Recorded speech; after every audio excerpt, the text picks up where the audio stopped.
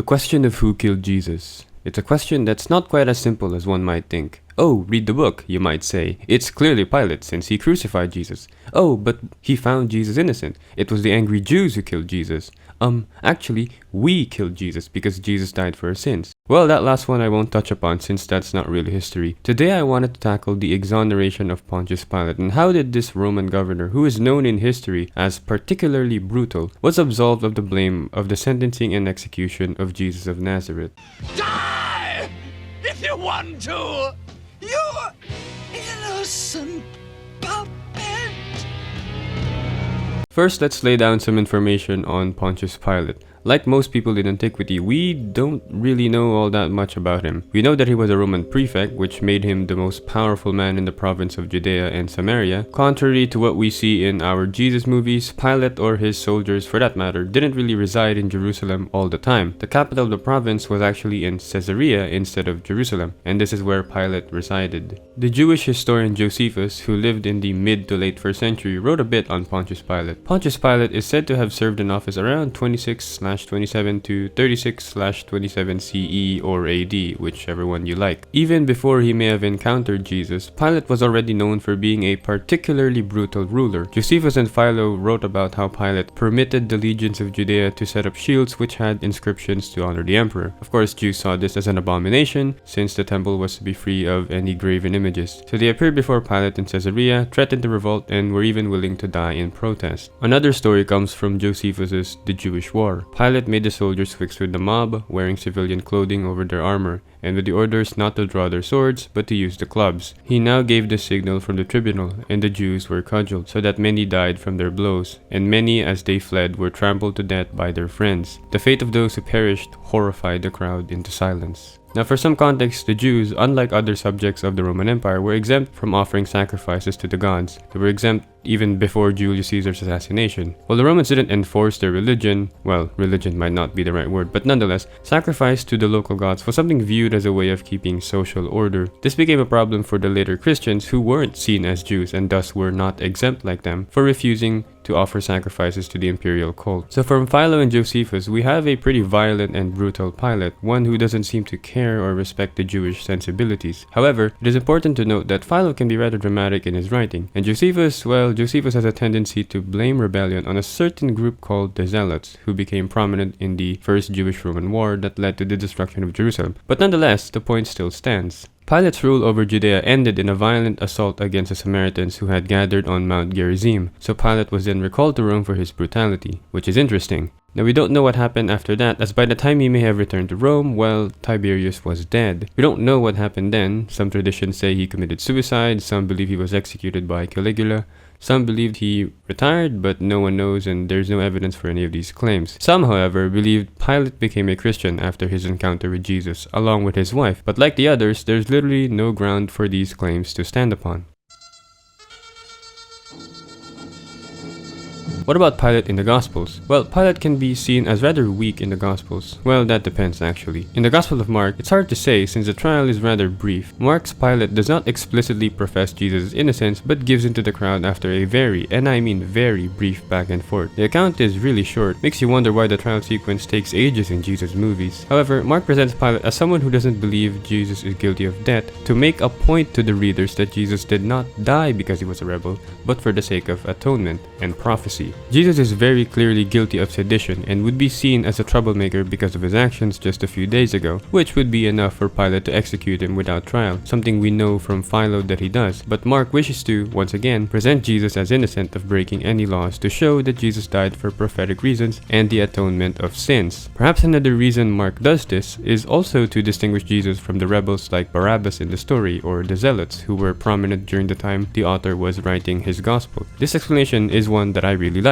In Mark, Barabbas, a name which means son of the father, weird name by the way, is called an insurrectionist. This story of Jesus and Barabbas could perhaps be a story that illustrates the Day of Atonement in Judaism, or shows to the readers that the people wanted a Messiah who lead them to war, rather than a Messiah who died like Jesus. This is a personal interpretation / theory though. Barabbas, although never mentioned before or after the story, could be seen as some sort of messianic figure who contrasts that of Jesus. Barabbas is the Messiah the people want, while Jesus is the Messiah who carries out God's true plan. So while I don't believe there was an actual custom where the prefect just releases murderers out into the street so they can kill more people again, the message is rather interesting. Matthew has a pretty similar account, except he adds the infamous blood curse. Oh, and I forgot to mention there's also the dream from Pilate's wife. So Matthew, I guess, continues on from their interpretation of Mark, that being that Jesus is innocent and is not a rebel despite being counted as one. Now, why the blood curse? Well, going back a few chapters earlier, Jesus has a very long rant in chapter 23 about how the scribes and Pharisees are hypocrites who tie up heavy burdens or lock people out of heaven, are whitened sepulchres, but within are full of dead man's bones. On a side note, by the way, this is beautiful writing. By the way, whitened sepulchres obviously mean the front of the tomb being beautiful and clean, but of course the irony being that behind it are full of dead bodies. Anyways, at the end of the chapter, Jesus laments over Jerusalem and how the city kills its prophets. This lament is not present in Mark. Perhaps Matthew believes that the Jews who did not believe in Jesus are guilty of his death and thus are not saved. This looks like an early stage of the whole believe in Jesus to be saved doctrine, though Paul already has it in his writing, so perhaps this is just another illustration of that.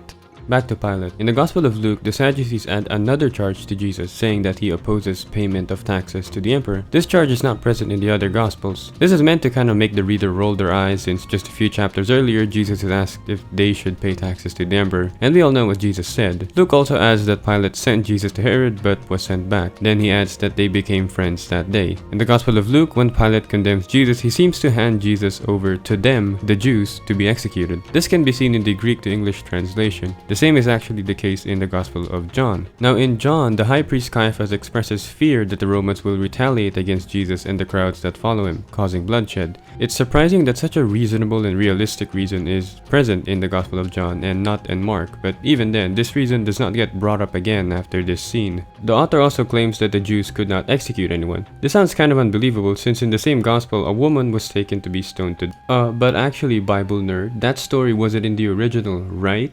Right. Well, looking at Josephus' writings, there have been other messianic figures who rose to power. However, they were all killed by the Romans. And no, the high priest did not hand them over, but rather the Romans acted against them once they saw they were a threat. So perhaps Caiaphas' fear was in fact valid. Well, I guess that means we don't know if it's true that the Jews or the high priest could not execute a condemned criminal, as this is something that's still debated by historians. The Gospel of John has probably the longest trial account out of all four Gospels, with multiple back and forths and 2 conversations between Jesus and Pilate. One thing I find interesting, perhaps, if the story is historical, is how did Pilate say, "What is truth?" with a sincere and curious tone, or perhaps a cynical and sarcastic, "What is truth?" Some of Pilate's lines can be read as either sarcastic or sincere. Another example is when Jesus is brought out. Pilate said, "Here is your king. Shall I crucify your king?" Even though John presents Pilate as weak, it's not hard to read his lines as perhaps cynical or even sarcastic in some way.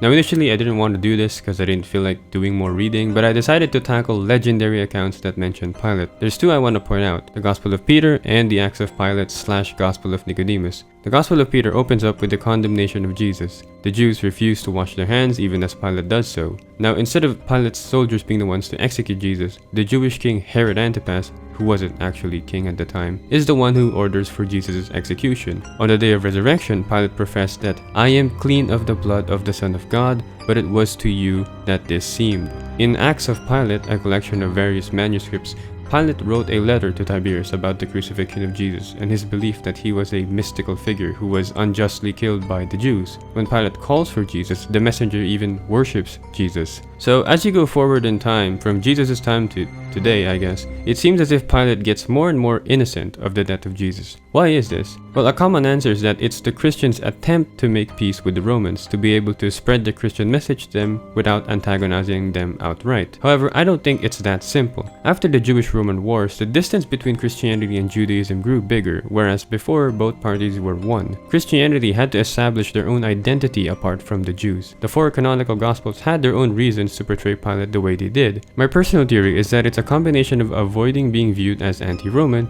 which is a crime by the way, and the growing trend of Christian anti-Semitism, as later on, Gentile converts outnumbered the Jews, and thus whatever Jewishness Christianity had was likely already lost if it wasn't already woven into it. It's interesting just how far Pilate has come, from a brutal prefect of a relatively small province to, well, a lot of things. To some, he is the man who killed Jesus. a reluctant ruler. To some, he is even a saint, which I find rather blasphemous because how could a brutal mass-murdering prefect ever become a saint? Is it just because he believed in Jesus? Mind you, because of a couple of verses in the Gospel of Matthew, there's people who believe Pilate's wife converted to Christianity, all because she had a bad dream about Jesus. It just goes to show how much stories evolve over time, and that's always the crazy thing about history for me, just how much things can change.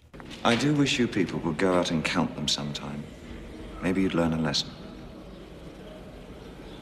No. Probably not.